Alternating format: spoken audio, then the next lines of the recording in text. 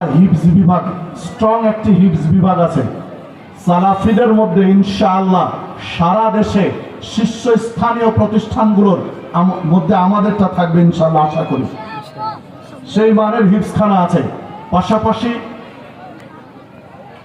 মাদানী নিসাব আছে। হিফজ ছাত্র যারা হিফজ করে বের হয়েছে, এদের যে ৩-৪ বছর সময় লেগেছে হিফজ করতে, এই বছরের গ্যাপটা মেরে দেওয়া হয় মাদানী নিসাবে। 2 শিফটে ক্লাস হয় হিফজের আদলে, যার কারণে 3 বছর সময় সাশ্রয় হবে, যেটা হিফজে লেগেছিল।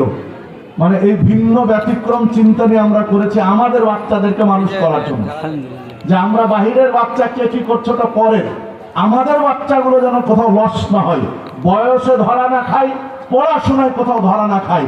হিফজ করার পরে 3 বছর পরে, মাত্র 3 বছরের মাদানী নিসাবের কোর্স করার পরে তাদের পর্যায়টা হবে বাংলা বলেন, ইংরেজি বলেন, আরবি বলেন, গণিত বলেন, আশপাশের সমপর্যায়ের যে কোনো প্রতিষ্ঠানের সাথে তাদেরকে বসাবেন ইনশাআল্লাহ।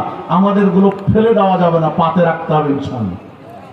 যে বাচ্চাটি আরবি বক্তব্য দিয়েছে, তার ক্লাসের সময় মাত্র 10 মাস 10 দিন। আজকে 10 মাস 10 দিন তার ক্লাসের বয়স, মাত্র 10 মাস 10 দিন।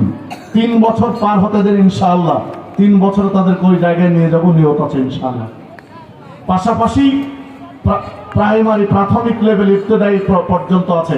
এইটা আমরা পর্যায়ক্রমে দাওরা হাদিস পর্যন্ত নিয়ে যাওয়ার, বহির্বিশ্বের প্রতিষ্ঠানগুলোর সাথে একাডেমিক স্বীকৃতির ব্যবস্থা করার বৃহত্তর পরিকল্পনা আছে ইনশাআল্লাহ। আপনাদের আন্তরিক দোয়া এবং একটু সহযোগিতা চাই। রাতের আধারে যখন আপনি সালাত আদায় করেন, একটু দোয়া করবেন যেন ইয়াসিন আলী সালাফি কমপ্লেক্সকে আল্লাহ কবুল করেন।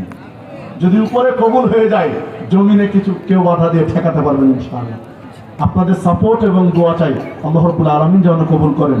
আপনারা এসেছেন কষ্ট করে, আপনাদের সকলকে আন্তরিক ধন্যবাদ, মোবারকবাদ জানিয়ে আমি আমার আলোচনা এখানে শেষ করছি। আসসালামু আলাইকুম ওয়া রাহমাতুল্লাহ।